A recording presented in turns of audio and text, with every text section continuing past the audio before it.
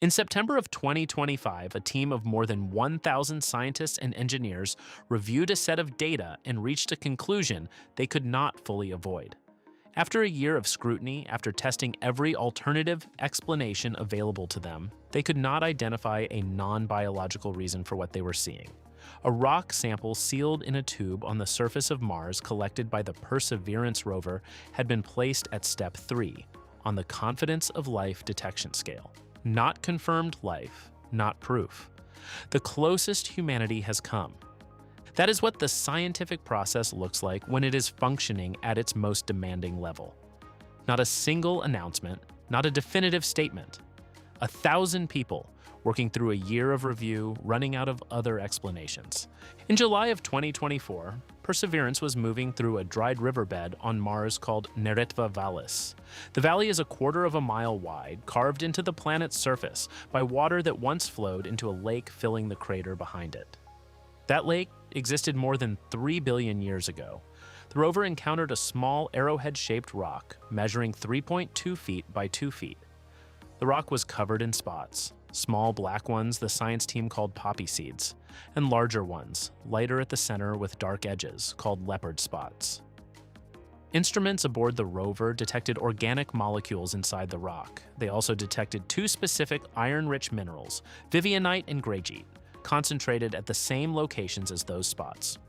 On Earth, vivianite is commonly found near decomposing organic matter. Greigite is produced by certain microbes. Neither forms easily without biological involvement. The combination of both minerals alongside organic molecules arranged in that pattern is a recognized fingerprint in terrestrial geology. Not a definitive one, but a consistent one. The team spent a year identifying every geological process that could account for those spots without any biology.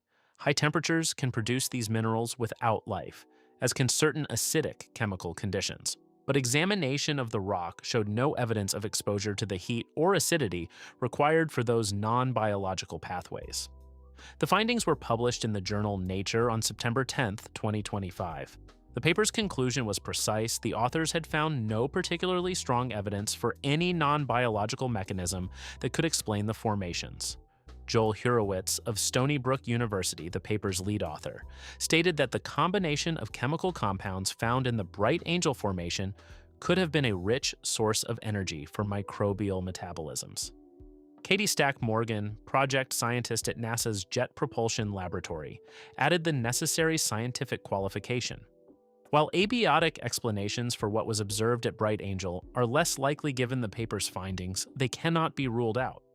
Sample 25, designated Sapphire Canyon, drilled from the rock named Cheyava Falls in the Neretva Vallis riverbed, is currently sealed in a tube on the Martian surface. It cannot be studied further until a return mission retrieves it. The Mars Sample. Return mission, a joint project between NASA and the European Space Agency, is planned for the 2030s. Until then, the most compelling candidate for evidence of ancient microbial life on another planet remains inaccessible. Sitting in a sealed container approximately 140 million miles from the laboratories equipped to resolve the question. In the months following that discovery, something separate and equally significant was unfolding above the Martian surface. On October 4, 2025, Perseverance tilted its camera upward and photographed a faint smudge of light in the Martian sky. It was the first time any interstellar object had been photographed from the surface of another world. The object had been detected 3 months earlier by the Atlas Survey Telescope in Chile on July 1, 2025. It carries the designation 3I Atlas. The 3I classification identifies it as the third confirmed object from outside the solar system ever detected passing through it.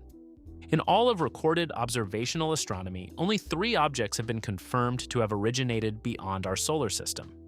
The first, Oumuamua, appeared in 2017 and was gone before detailed study was possible. The second, Borisov, arrived in 2019 and allowed a narrow observation window.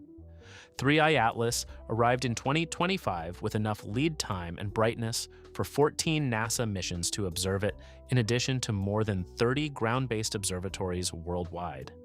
Hubble observed it. Webb observed it. TESS tracked it. The Parker Solar Probe captured data during its closest solar approach. The Lucy spacecraft, 240 million miles from Earth en route to Jupiter's Trojan asteroids, photographed it on September 16.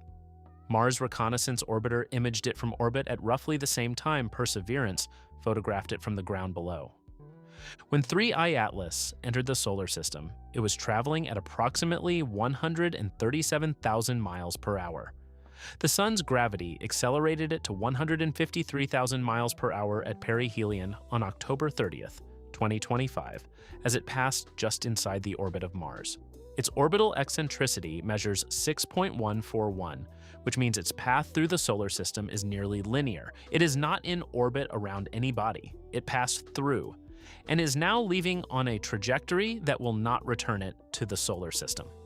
The chemical data returned by those instruments is what gives this event its scientific weight. The carbon dioxide to water ratio in the comet's surrounding gas cloud was approximately 8:1, among the highest ever measured in any comet from any source. Methanol accounted for approximately 8% of the comet's vapor composition, compared to roughly 2% in comets that formed within our own solar system. Both methanol and hydrogen cyanide were detected in the comet's output. These two molecules are essential components in the formation of amino acids, the molecular units from which proteins are built. A comet that formed around another star in another planetary system somewhere in the Milky Way was carrying the same raw chemical precursors to life found in this solar system. After passing perihelion in late October, rather than diminishing in activity, the comet flared in December. NASA's SphereX Space Telescope observed it releasing increased quantities of water vapor, carbon dioxide, and organic compounds as ices beneath its radiation-processed outer layer were penetrated by solar heat for the first time. Phil Korngut, a co-author of the SPH-EREX study, described the process. The comet spent ages traversing interstellar space, bombarded by highly energetic cosmic rays, and likely developed a crust processed by that radiation. When the sun's energy penetrated deep enough, the pristine ices below warmed and erupted, releasing a cocktail of chemicals not previously exposed to sunlight. 3I Atlas is now leaving the solar system on a permanent hyperbolic trajectory. What it leaves behind is a data set establishing with measured chemical specificity that the molecular precursors to life are not exclusive to this solar system. They form around other stars. They survive interstellar transit.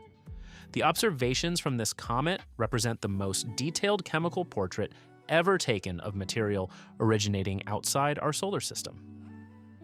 A third discovery from the same period addresses a different assumption that had long been treated as settled. The working position in planetary science held that ultra-hot rocky planets orbiting at extreme proximity to their stars cannot sustain atmospheres.